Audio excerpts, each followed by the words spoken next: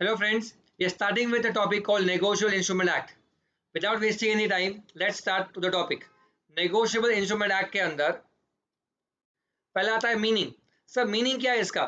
Sir negotiable instrument का backdrop ये कहता है कि पहले के ज़माने में और आज भी थोड़ा बहुत जब भी पैसों को देने के लिए हम उसके बदले कोई इंस्ट्रूमेंट को यूज़ करते हैं जिसको हम फर्दर नेगोशिएट कर सके, फर्दर ट्रांसफ़र कर सके, वो है उसका basic meaning, that is negotiable instrument. जैसे कि पहले के ज़माने में A sells goods to B on credit, B sells goods to C on credit, C to D, D to E. अब जब ई पैसा देगा तो E will pay to D, D will pay to C, C will pay to B and B will pay to A. ये chain था। अभी क्या हो गया, जब ए पे करता है बी को, सॉरी जब ए बेचता है बी को, बी बेचता है सी को, सी बेचता है डी को और डी बेचता है ई को, तो ई क्या करेगा, ई एक प्रोमिसरी नोट, एक बिल्स ऑफ एक्सचेंज एक्सेप्ट कर लेगा, which will give it to D, D will give it to C, C will give it to B and B will give it to A. तो अभी A will get money from whom? Directly E. ये concept हो जाता था। This is how the system works. अब ये system के लिए लॉ क्या बनाया गया है? Law relating to this system has been discussed here under. First of all, it says that the promissory note, bills of exchange, and check are the three standard instruments which you learn in CA in your negotiable instrument as your negotiable instruments. And how are they payable? They are payable either by order or they are payable to the bearer of the instrument. It means payable to order or the bearer of the instrument. Includes what? It is nothing but a promissory note, bills of exchange and check. Payable to order मतलब नाम पे गौसिया को पे करना है तो payable to Gausiya या उसका ऑर्डर मतलब जो जिसको गौसिया कहे वो, और payable to bearer. It means that person who is holding rightfully legally the instrument, he will get a right to claim it from the person who has accepted it on the maturity date.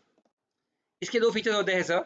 एक होता है freely transferable, जितनी बार करना है उतना unlimitedly, and second is yeah, there's a possibility of BT to GT here. My students will know this very well. BT matlab bad title, GT matlab good title. So there is a possibility that even the transferor's title is defective. Title of transferee will be positive. Yeah, आगे जाके आप you will be learning this the same stuff in detail. The first thing which you learn here is what do you mean by promissory note? Now they are telling us that promissory note is nothing but an instrument in writing. Feature number one, it has to be in writing, which is not a bank note or a currency note. Definitely, sir, because which are bank note or currency notes is issued by RBI. So, abhi the promissory notes issued by us are not the bank notes or currency notes. It means that RBI जो issue करेगा promissory note वो bearer होगा, bearer जिसके पास currency होगी he has a right to claim it. इसे कहते हैं क्या? बेरर प्रोमिसरी नोट्स, जो सिर्फ आरबीआई इशू कर सकता है। अपार्ट फ्रॉम द बेरर जो ऑर्डर इंस्ट्रूमेंट्स होते हैं, the instruments which are order in nature, which can be issued by any other person also. To summarize this concept, please learn it very well. The promissory notes can be order or bearer. Point number one. The order promissory notes refers to a Dhvanik Shah promises. Myself, Dhvanik Shah, promise to pay Mr. Abhishek sum of rupees 10,000 after 10 days from today, that is XYZ date. This is called order promissory notes payable to Abhishek. I promise to pay the bearer sum of rupees 10,000. I can't do this. Only RBI can do this. It means promissory notes can be bearer, but who can make it? RBI. Promissory notes which are non-bearer can be made by anyone. These are called order instruments. Moving further, it says that it should contain an unconditional undertaking.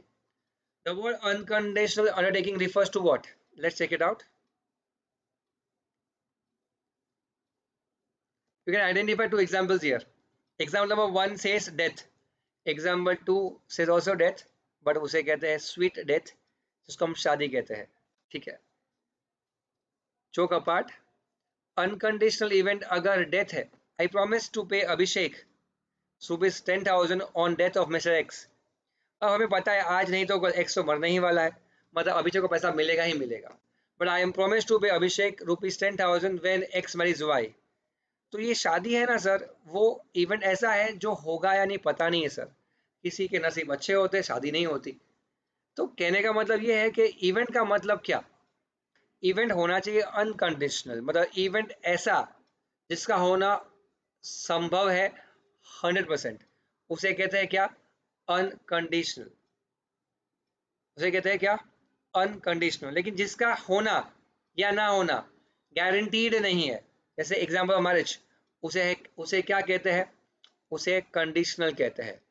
तो ये क्या कह रहा है, आपका जो example definition है वो कहता है promissory note should have which undertaking, it should be unconditional, मतलब the event has to be fixed। Time fix होगा या नहीं फर्क नहीं पड़ता, इवेंट का फिक्स होना बहुत जरूरी है। Signed by the maker, signed by the maker. Now signed by the maker का मतलब क्या होता है, वेरी सिंपल। प्रॉमिसरी नोट को जो बनाता है, जैसे आई प्रॉमिस माई सेल्फ ध्वनिक, इसको कहते हैं मेकर, और जिसको पे करते हैं उसे कहते हैं पे। मतलब if I am paying to Abhishek, I am maker and he is pay. Signed, it has to be signed by me. It is unconditional undertaking signed by the maker. Now you will say, what is undertaking? I promise. I promise. Dhoniksha promises and signs. इसे कहते हैं क्या? It is an undertaking signed by me. Promise to pay what? Promise to pay certain sum of money. Certain मतलब it should not be ambiguous. I promise to pay 7,000 to 8,000 to 9,000 to 10,000. ऐसा नहीं होगा. It has to be crystal clear, quantified amount, that is 7,000 rupees, 9,000 rupees, whatever it is. It has to be very clear. Sum of money only. It means that it cannot be other than cash. It is not possible to have it kind. To pay the money to a person or the bearer. Yes, sir, it can be bearer instruments also. But the point is, the bearer instruments can only be made by RBI. And the instruments which are non-bearer can be made by any persons altogether. So what are the features of promissory note? It has to be in writing. It should be unconditional. It should be an undertaking signed by the maker to pay a certain sum of money, and money only, not in kind, to the order or the bearer. However, bearer should be only by RBI. ये आपका answer हो गया। अब ये कहता है, ये आपको मैंने दिखा दिया, I hope this is clear. ये कहता है प्रॉमिस जहां पे मियर एक्नॉलेजमेंट किया हो, that is not promissory note. A mere acknowledgement of fact is not a promissory note. So it means what? It means that if I say I know I have to pay Abhishek rupees 5,000 or 10,000, that does not mean कि मैं पे करने का promise कर रहा हूँ. It is called acknowledging it. कुछ times आप बोलो कि yes sir, I know I have to pay you 10,000 rupees, but you are not making a promissory note there. You are just acknowledging the fact. That's called what? Acknowledgement of fact, but not a promise. फिर ये कहता है parties के नाम क्या है, maker and पे। मेरा नाम मेकर, अभिषेक का नाम पे। और लायबिलिटी कैसी होगी, लायबिलिटी दो प्रकार की बोली गई है, एक होती है प्राइमरी, सेकंड होती है सेकेंडरी। तो if I say that in promissory note I am liable ध्वनिक and who is not liable, no one else, my liability is primary and unconditional. Sir, how do you understand this? Sir, you have to go to Bills of Exchange. In Bills of Exchange, you are a drawer and party accepting is drawee. So when the endorsee goes on due date to drawee and says, give me this money, and if he defaults, then who is liable? Drawer is liable. It means the liability of drawer is secondary and conditional. Secondary इसलिए क्योंकि primary किसका था, ड्रॉई का, और conditional इसीलिए कि अगर वो पे ना करे तो आपको पे करना है। ऐसा यहाँ पे नहीं होता। यहाँ पे मेकर ही लायबल होता है, मेकर ही ड्रॉ करता है, मेकर ही एक्सेप्ट करता है। मतलब यहाँ पे मेकर ही है जिसने बिल बनाया है, यहाँ पे मेकर ही है जिसने लायबिलिटी ली है। तो यहाँ पे लायबिलिटी कैसी रहेगी, मेकर की, primary and conditional. This session has taught you two things. What is the meaning of negotiable instrument and promissory note? I hope you can understand this. Notes आपके पास ऑलरेडी है, एक बार गो थ्रू करना। Most important stuff. Sir इस topic को क्या हमें by heart करना है? आप ध्यान रखना, टॉपिक को बाय हार्ट जरा सा भी नहीं करना है, जरा सा भी नहीं करना है। 3 बार आप इसको अच्छे से पढ़ो, इसके हेडर्स को याद रखने की कोशिश करो।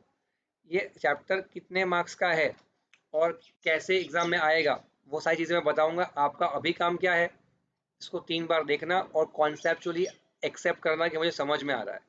आगे की बात हम आगे करेंगे लाइव सेशंस में।